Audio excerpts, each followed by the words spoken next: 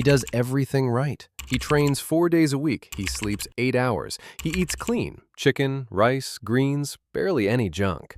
On paper, this is exactly what a healthy young man is supposed to look like. And then his blood work comes back, and his testosterone is sitting lower than his grandfather's would have been at the same age. He's not sick, he's not lazy, he's not old. So what is actually going on here? Because for a lot of young men, the answer isn't in the gym, and it isn't even really about willpower. It comes down to a handful of raw materials your body needs to build testosterone in the first place. And one of them, you might be avoiding right now because someone told you it was healthy. Stay with me, because the last one on this list is the opposite of what the internet is telling you right now. First, the part nobody likes to say out loud. If your levels are low, it is probably not just you. Across the last few decades, average testosterone in men has been drifting downward, and not only in older men. One large study of more than 4,000 men found that average levels in young men, roughly 15 to 40, fell by close to a quarter over about 2 decades.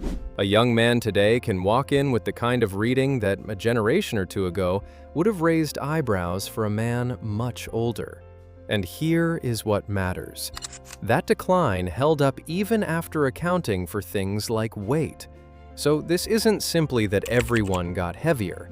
Something broader shifted.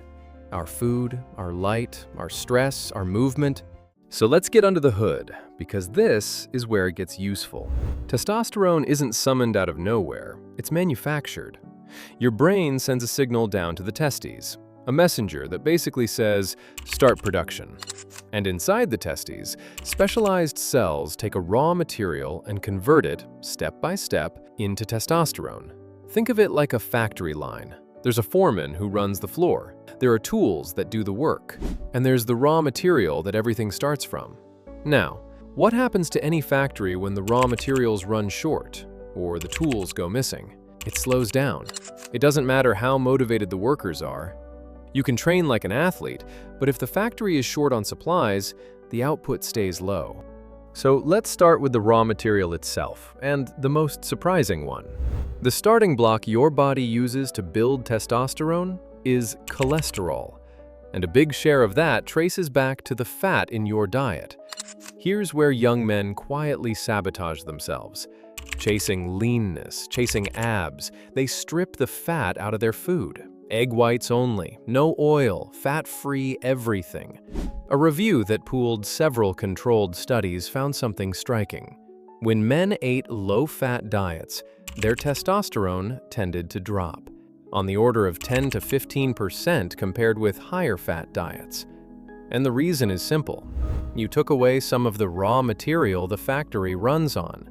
The biggest drops often showed up in very low-fat, plant-heavy diets, which also tend to run low in a particular mineral. Which brings us to the foreman, zinc. If testosterone has an unsung hero, it's this one. Zinc is woven through the whole production line. It's involved in that messenger signal from the brain. It supports the enzymes that actually do the converting, and it helps keep a lid on the process that turns testosterone into estrogen. Take zinc away, and the line falls apart at several points at once. There's a well-known study where researchers deliberately restricted zinc in healthy young men for several months, and their testosterone fell dramatically. Then, in older men who were mildly deficient, restoring it brought their levels back up. The catch is that a lot of people are quietly running low. Heavy sweaters, very plant-based eaters, people under chronic stress. The richest sources are things like oysters, red meat, shellfish, and seeds. But here's the nuance almost nobody includes, and it's where people accidentally shoot themselves in the foot. Zinc has a partner it's locked in a seesaw with, copper. The two compete for the same doorways into your body. So when guys hear zinc is good, they go and take big doses of it for months on end, and quietly drive their copper into the floor. And the research is interesting here. Men with lower testosterone tend to show a higher copper to zinc ratio, but that does not mean copper is the villain and you should crush it. You need some copper too. It's the balance that seems to matter, not winning the tug of war for one side. So this isn't take a mountain of zinc. It's closer to get enough of both from food, and don't blow the ratio with a megadose habit. Copper turns up in shellfish, nuts, dark chocolate, and organ meats. And hold that thought, because organ meats are about to come up again. Next, the one that doesn't make more testosterone so much as it frees up what you've already got: magnesium. A large portion of the testosterone in your blood is bound up, escorted around by a protein.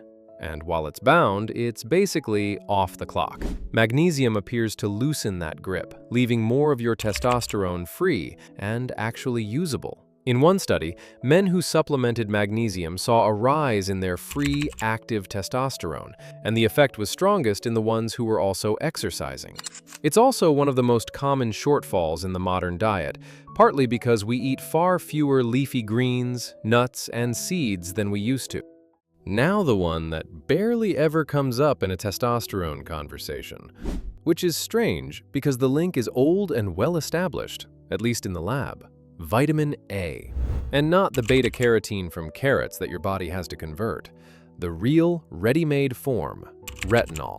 In animal studies, the picture is consistent. Strip vitamin A out of the diet, and testosterone falls.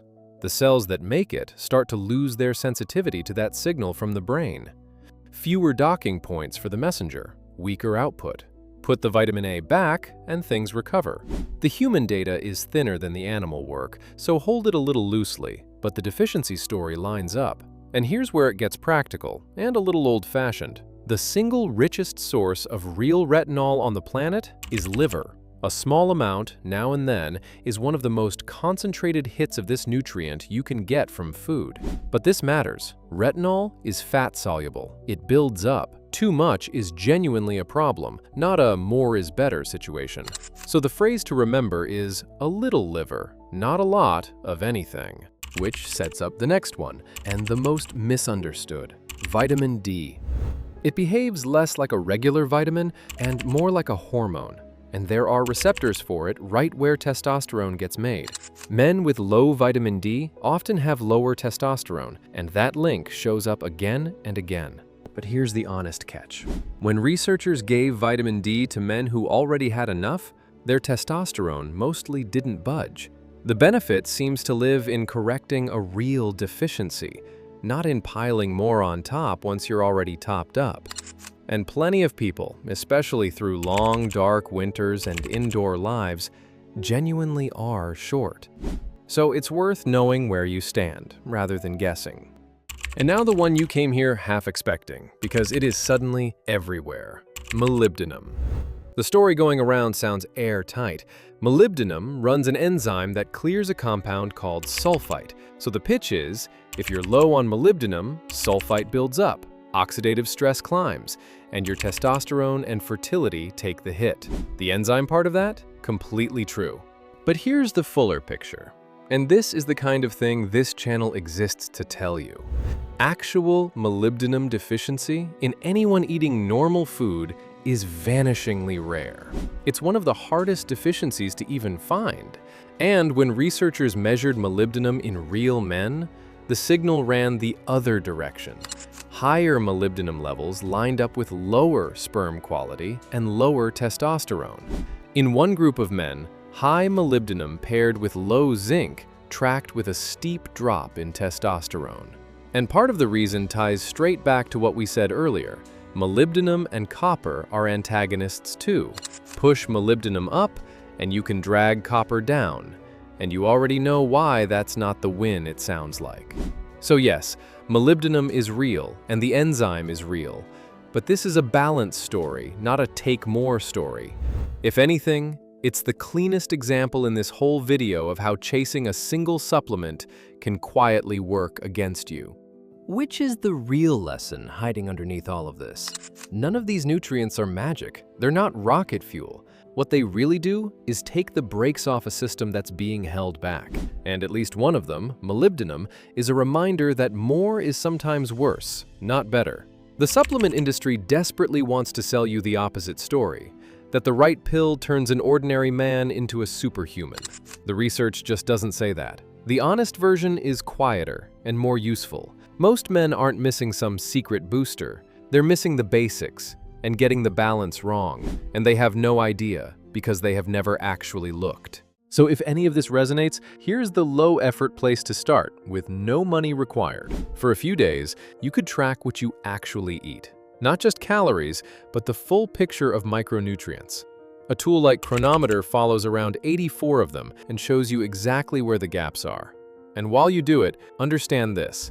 The official recommended amounts, the RDAs, were mostly set as a floor. They're the minimum to avoid a deficiency disease. They were never meant to describe what's optimal. So technically not deficient and actually thriving can be two very different places. From there, the deeper step some people choose is simply finding out their real numbers through proper, extensive blood work, not just the quick standard panel you get waved through once a year. And remember what normal on a lab report even means. Those ranges are built from population averages. They're a starting point, not a ceiling. So let's pull it together. Testosterone is built, not summoned. It needs raw material, which means enough fat in your food. It needs its hormone, zinc, kept in balance with copper rather than crushed under a megadose. It needs magnesium to set it free. A little vitamin A, the real kind, from something like a small amount of liver. Vitamin D, mostly when you're actually low. And molybdenum, a reminder that the answer isn't always more. None of it is a miracle. All of it is just giving your body the supplies it has quietly been asking for, in the amounts it actually wants. Take whatever here is useful to you, and leave the rest. You know your own body better than any video does. If this gave you something to think about, save it so you can come back to it, and drop a comment with whatever you want broken down next.